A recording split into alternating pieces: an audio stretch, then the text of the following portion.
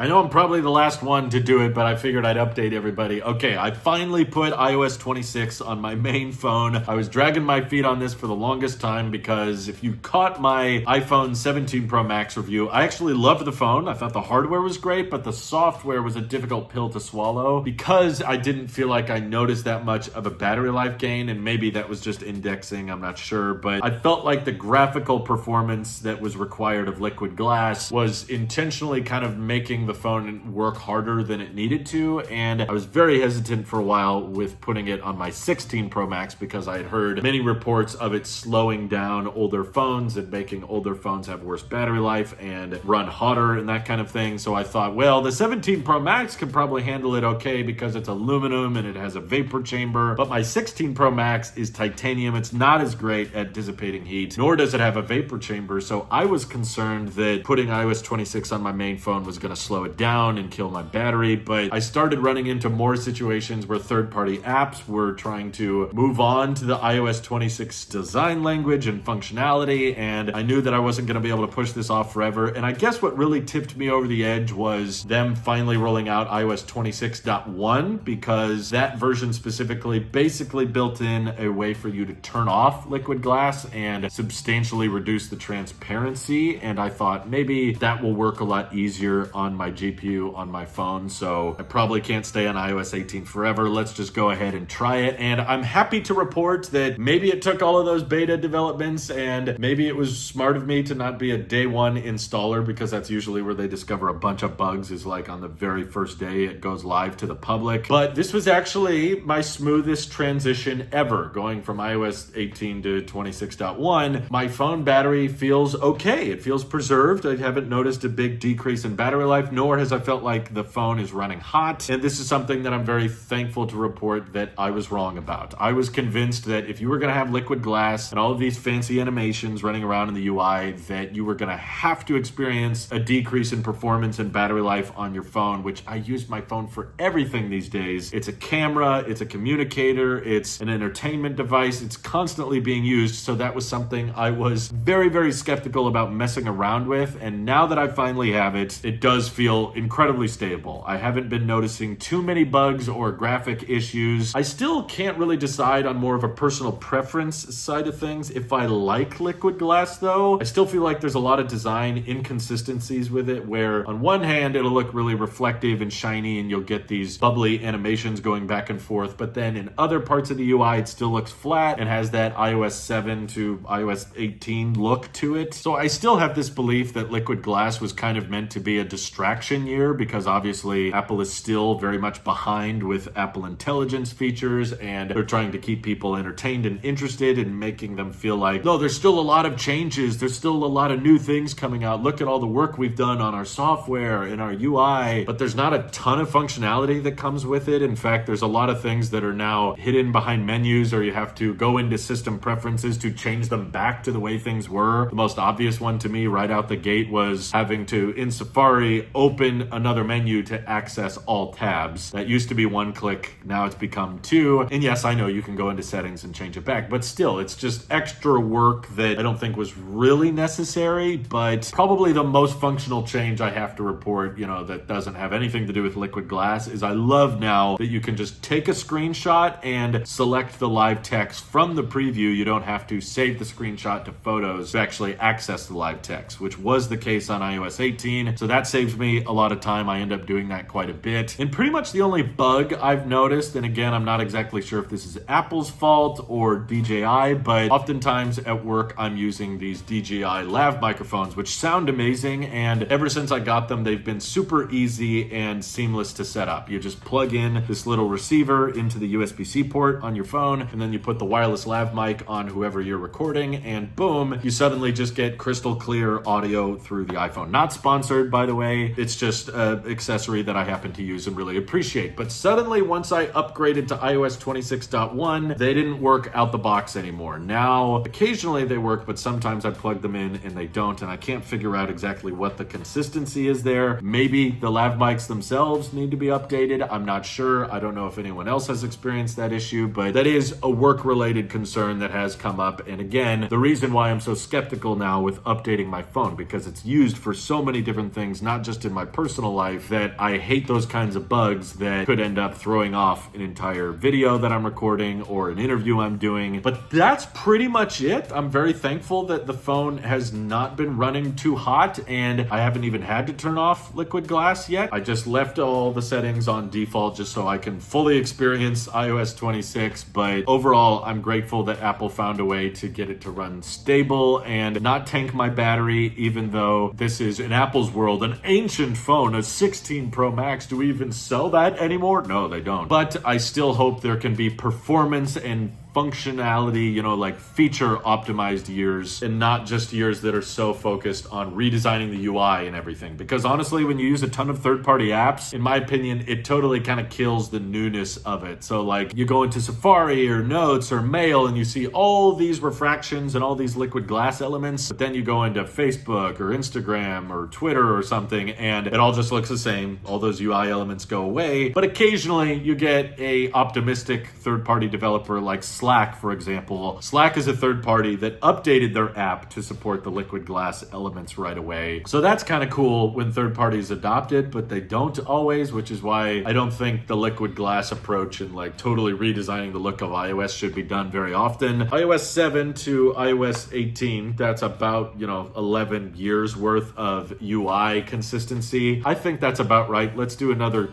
10 to 12 years of liquid glass and just stay the course, just keep using it as is. But from here on out, I would much rather prefer functionality focused years. And if that means actually delivering on the Apple Intelligence features you promised a few years ago, okay, that's fine. You should do that. Let me know how iOS 26 is running for you guys down in the comments below. And thank you to everybody supporting this channel directly. Seriously, helps us out a ton, as does just watching these videos. And thanks again. This is your Apple Sheep here. I'll see you all in the next one.